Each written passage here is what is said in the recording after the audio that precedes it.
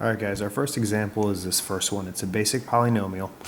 What we're going to do is go ahead and figure out how to find the extrema of this polynomial by just using what we know about the derivative.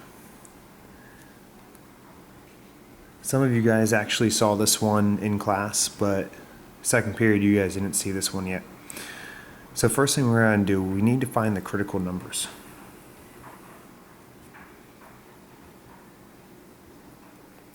Now remember, the critical numbers are the values that make the derivative equal 0 or where the derivative does not exist. So in order to do that, we got to first find the derivative. So for derivative of this one is just going to be 12x cubed minus 12x squared.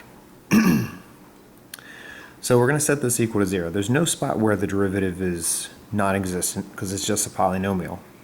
So we got to figure out how to solve this for 0. Basic factoring, we're going to go ahead and factor out 12x squared, leaves us with x minus 1. So if we solve this, we get x equals 0, x equals 1. These are our critical numbers. Once we have the critical numbers, we're going to go ahead and test the critical numbers, and since we're dealing with a closed interval, we need to also check the endpoints. We're trying to find the absolute max and mins over the closed interval.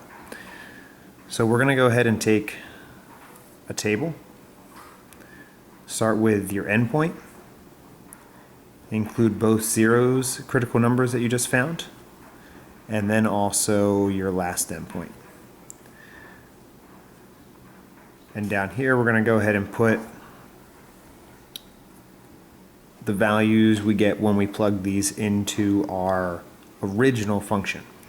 So if we put -1 in there, 3 times -1 to the 4th minus 4 times -1 to the 3rd, we're going to get 7. We put 0 in there, we get 0.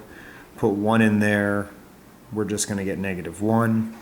And 2 in there,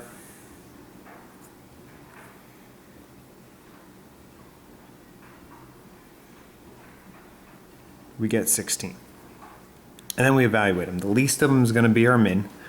So our minimum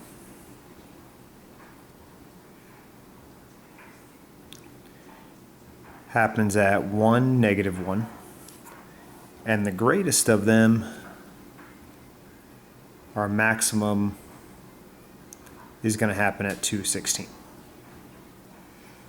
Okay, and that's all we're going to do for that one.